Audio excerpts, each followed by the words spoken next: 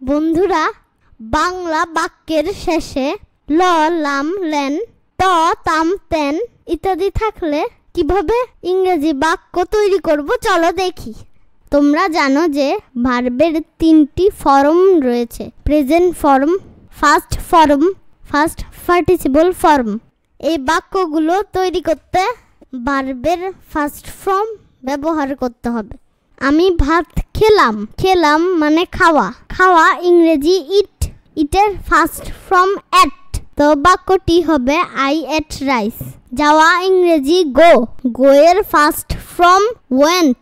আমি স্কুলে যেতাম এর ইংরেজি হবে I went to school.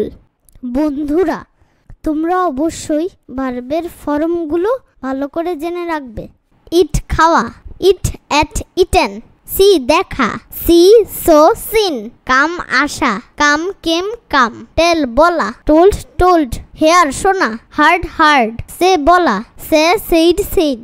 Give দেওয়া, গিভ গেভ গিভেন। লিভ বাস করা, লিভ লিভড লিভড। ট্রাই চেষ্টা করা, ট্রাইড ট্রাইড। গো যাওয়া, গো অ্যান্ড গন। এগুলো দিয়ে নতুন নতুন বাক্য তৈরি করে আমাকে কমেন্ট করে জানাবে। Thank you.